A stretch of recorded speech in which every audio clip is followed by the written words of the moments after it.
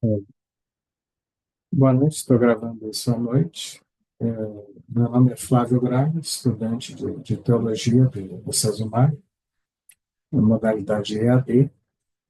Estou gravando essa palestra aqui, né, em função da atividade Mapa da disciplina de História da Igreja 2. Tá? Então,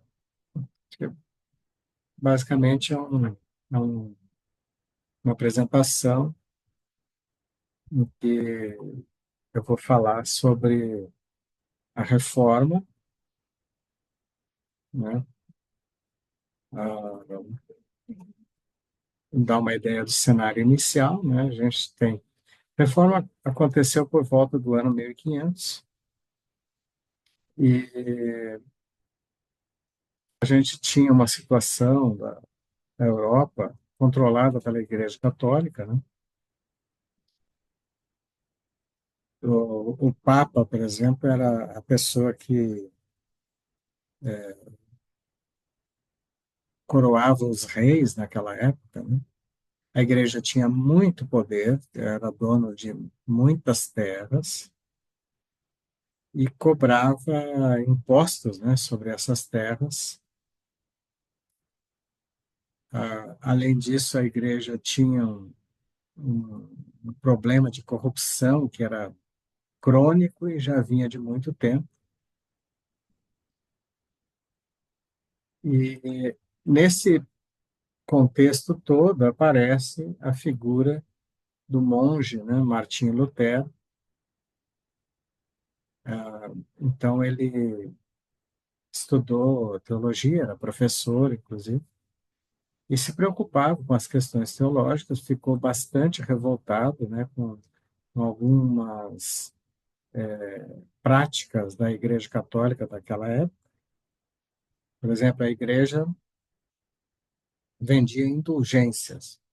Indulgências eram uma espécie de terreno no céu, né? Então, a igreja fazia um comércio, né, de absolvição de pecados e garantia para quem pagasse, provavelmente um valor bem alto, né? Então, a igreja garantia um lugar no céu, né? É como se fosse vender um terreno, né, no paraíso, né? Além das indulgências, a igreja comercializava cargos eclesiásticos, né, cargos que faziam parte do clero, topo, né, da igreja naquele momento, e então as pessoas que pudessem pagar aquilo recebiam uma participação no clero da igreja, né, podendo controlar e mandar, né, da mesma forma que outros membros da igreja faziam, né? Então, Lutero se revolta, né, com tudo isso, não aceita. Ele tinha feito ele tinha recebido uma educação teológica bastante importante, assim, né, baseada nos conceitos lá na toda a teologia de Agostinho e Tomás de Aquino. E aí ele se revolta com aquela situação, não aceita, né, e começa então a trabalhar naquele sentido de fazer uma luta e arrebanhar seguidores, né, para lutar contra aquela situação. E aí, num determinado momento, 31 de outubro de 1517, Lutero vai até a porta da igreja de Wittenberg, né, onde ele residia, né, e aí ele fixa ali um documento que são 95 teses em que ele defendia que a igreja deveria seguir para se tornar uma igreja de Cristo, né? Uma igreja de, que seguia a Deus e largar aquelas práticas corruptas, né, que existiam naquele momento, já vinham de longa data, né? Então, ele prega esse documento na porta dessa igreja, e aí ele, mais ou menos, ele entra em guerra, né, contra a cúpula da Igreja Católica daquele momento, né? Bom, então esses são o início, né, da Reforma Protestante, tá? E aí, então, a ideia dessa palestra, vamos aqui mostrar o significado da reforma e a importância que ela teve, né? Veja, então, além da questão, a igreja tinha uma série de problemas, além das indulgências, né? Lutero criticou abertamente a cúpula, os papas, né? E isso foi um choque, né? A igreja jamais esperava uma contestação tão forte, né? Principalmente vindo de um membro da própria igreja, né? Existia, naquela época, né, vários reinos europeus, né? Por exemplo, a Itália não era unificada, então praticamente cada cidade importante tinha o seu rei. Assim acontecia com Nápoles, com Veneza, com Milão, própria Roma, né? Havia outros reinos, né? Portugal, a Espanha, a Alemanha, a Áustria, né? A Holanda, né? Então tinham vários reinos e muitos, muito mais do que hoje em dia, né? E cada reino desse era responsável por um território. Havia um acordo entre esses reinos todos, né, que dizia o seguinte, que a cada território que tivesse um rei, a religião que o povo seguiria, né, o povo daquele território, era a religião daquele rei. Então, o que que acontece? A igreja era dona, então, eu já comentei, né, sobre isso, que a igreja tinha de posse, né, de uma área, há muitos terrenos, muitas áreas de terras muito grandes. E sobre essas áreas, a igreja cobrava impostos. E os reinos, muitos reinos ficavam de olho nessa situação, porque primeiro queriam esses impostos para si mesmos. E tinham também pode-se dizer assim, uma certa inveja da igreja de ter a posse desses territórios todos, né? Então, muitos reinos eram contra a posse dessas igrejas, mas como o poder da igreja era muito grande, né, o próprio Papa era o responsável por coroar os reis, né, naquela época, né? Então era difícil contrariar o poder do Papa, da Igreja, né, do clero, né, dos principais membros, bispos, né, que controlavam a Igreja naquele momento. Quando vem Lutero e propõe essas teses, no primeiro momento ele é rechaçado, ele é perseguido, né? Mas os papas,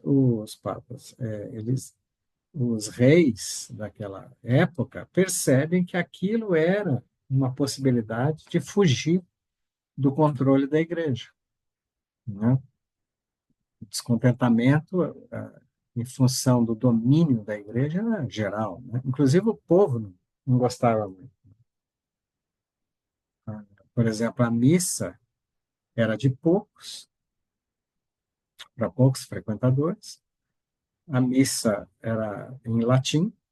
O padre não tinha contato com a assistência da missa. O padre rezava a missa de costas, né, para a plateia. E então a igreja ela era distante do povo. O, o povo, a maior parte da população ficava fora, né, do atendimento espiritual da igreja naquele tempo.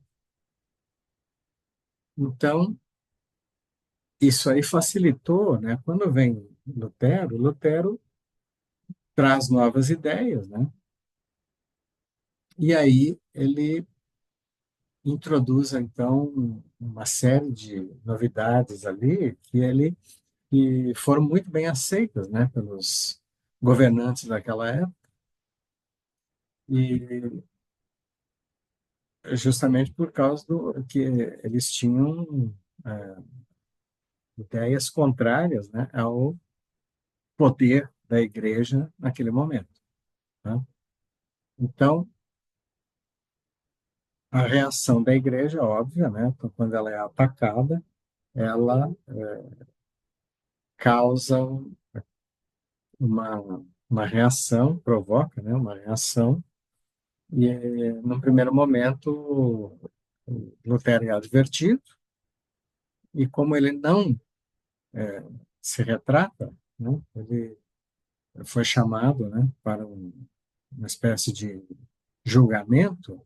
Então ele diz que ele não pode se retratar porque ele só poderia se retratar se houvesse algo na Bíblia ou nas Escrituras, né, que reprovasse a atitude dele. Como ele não tinha encontrado nada, ele não se retrataria. Aí ele é excomungado. A excomunhão, apesar de ser um nome feio, né, assim, porque sempre na história da igreja se usou esse termo, né, mas significa apenas que ele foi expulso da Igreja Católica. Tá? Não tem, assim, maiores consequências para as ideias que ele estava levantando. Né? Provavelmente, se a gente for analisar num aspecto político da coisa, isso aí fortaleceu o movimento que o Lutero tinha disparado. Né? Então, ele introduz várias mudanças, né? Essas 95 teses, né, que ele pregou lá na porta da igreja, de vários tipos, né, assim, de várias áreas, né? Na teológica principal, que ele introduz mudanças que a gente pode chamar de doutrinárias, né, que ele diz que a justificação pela fé é o fundamental, né?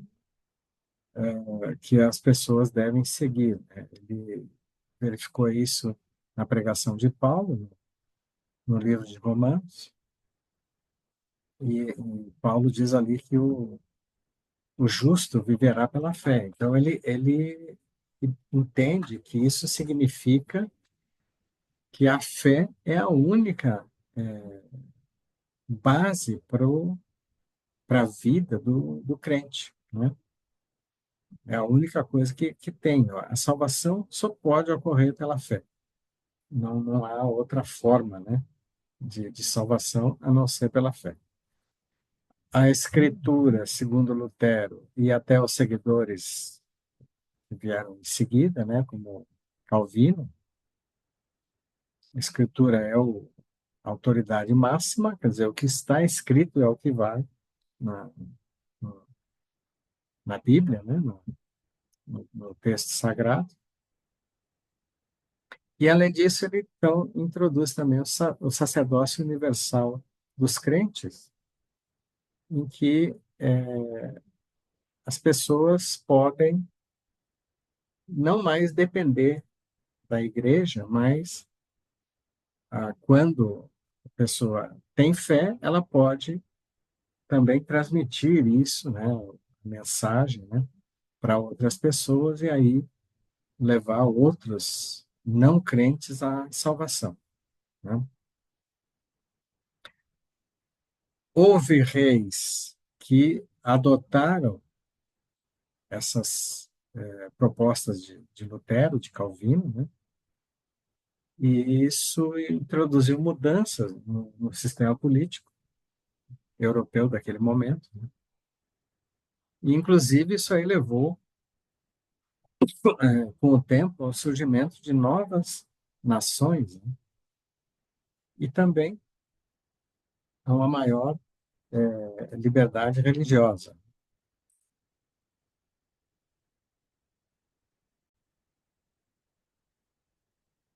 Lutero fez uma verificação muito importante, que foi o seguinte, que a maior parte da população da época era analfabeta. Então, ele percebeu o seguinte, que ele deveria, para poder transmitir os ensinamentos de Jesus e de Deus, né, a partir do texto sagrado, ele deveria alfabetizar as pessoas. E, além disso, cada nação deveria traduzir o texto sagrado para o seu próprio idioma. Então, ele fez a tradução da, da Bíblia para o alemão, né? Ele foi, assim, favorecido naquele momento por causa da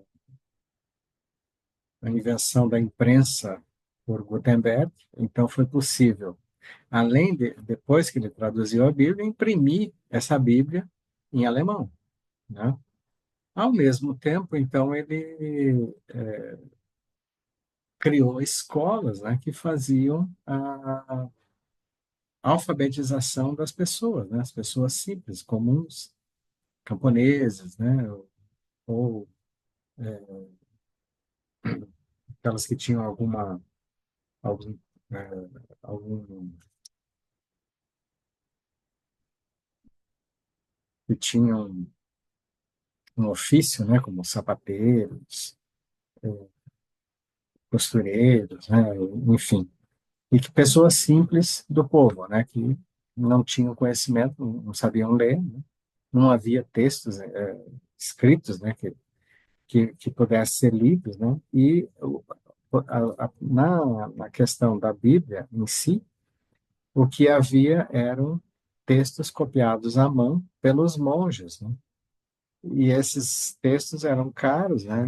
Só as famílias ricas podiam ter exemplares da Bíblia copiadas, né, pelos monges. Então, com a invenção de Gutenberg, isso aí foi resolvido, foi possível imprimir Bíblias, né? Inclusive, eu acho que o primeiro livro de Gutenberg foi uma versão da Bíblia.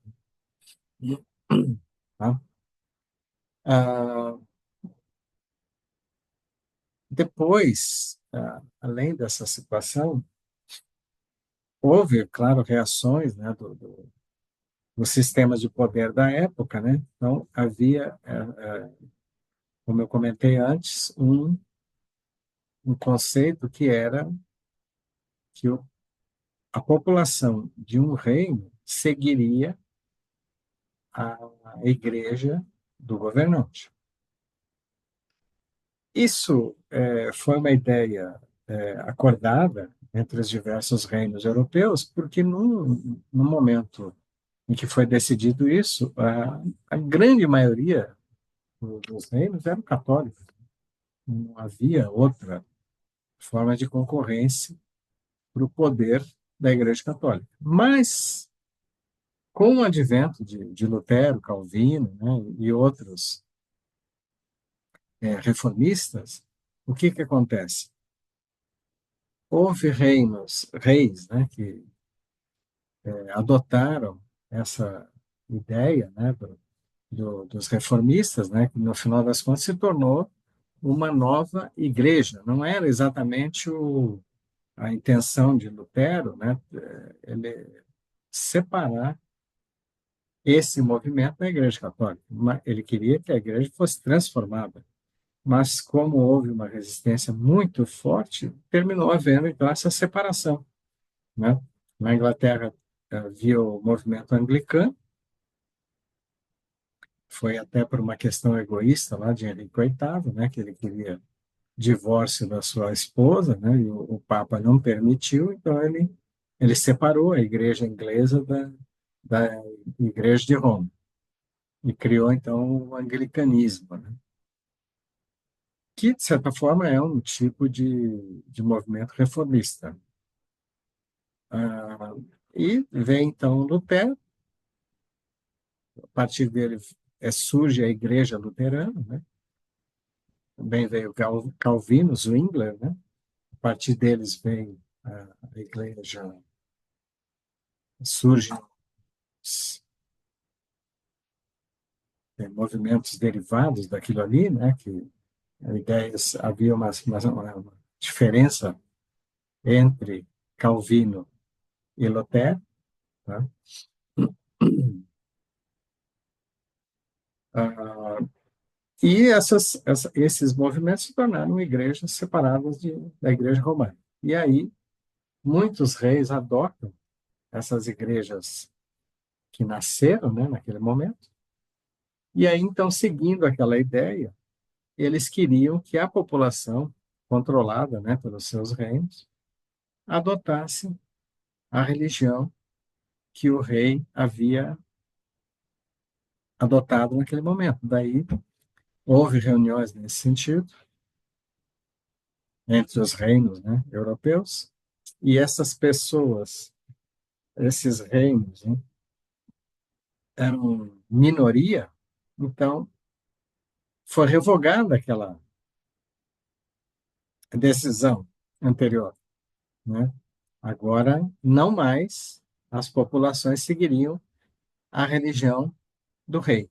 Então, em protesto a essa decisão, esses reis se levantaram dessa reunião e foram embora. É por isso que, então, esse movimento se chama de protestante. O protestante, ali no caso, não tem a ver com o povo, mas com a realeza que não admitiu a revogação daquela decisão que havia sido tomada anteriormente. Então, em função disso, eles levantam e vão embora, e aí, a partir dali, o movimento disparado lá por Lutero, Calvino, né, se torna o movimento protestante, né? Ah, que mais, né, que eu posso falar? Hoje em dia, a gente tem uma situação em que essas igrejas, elas são cada vez maiores, né? Sim, aqui, há muitos anos aqui no Brasil, a Igreja Católica vem diminuindo e os evangélicos, né, são herdeiros do movimento luterano e calvinista, né, vão crescendo em número, né? Os Estados Unidos foram basicamente formados por reformistas, né, movimentos variados que encontraram assim um território muito bom para o exercício da religião, né, nos Estados Unidos e a Europa, diversos países ali europeus, né, como a Alemanha, Holanda, Áustria, Espanha, né, nós tiveram muitos movimentos reformistas importantes, né, e aí consolidaram esse sistema disparado ali pela reforma, né, de Lutero, e, e agora nós chegamos à situação atual, né, em que os reformistas são até estão se tornando maioria no mundo, né? Então, veja, o que a gente tem para encerrar é o seguinte, né? O Lutero, então, tenta trazer a igreja para suas bases do texto sagrado, de Deus, de Jesus, né? E contra aquele estado de coisas que havia naquele momento em que ele resolveu se rebelar, né? E a gente tem, ah, inclusive, houve do lado uma questão política, né, de tentar ir contra o domínio da Igreja Católica Romana, né? E para encerrar o assunto, assim, o que eu posso dizer é que o movimento protestante ou reformista, no caso, ele vem trazer para a religião e para os crentes, né, uma ideia de que a fé ela não uma coisa estática, né? Assim, ela deve ser aprimorada à medida que as coisas vão se modificando no mundo. E a Igreja Católica, então, errou muito nesse sentido de manter a missa como uma coisa elitista, né?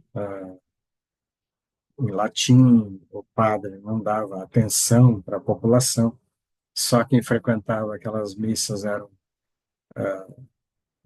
os burgueses, os nobres, né? E o povo completamente abandonado, né? Assim, em termos de a sua própria sorte, né? Então, era isso que eu tinha para falar. Espero que sirva, né, para algum entendimento dessas questões tão importantes. Agradeço a atenção e até a próxima.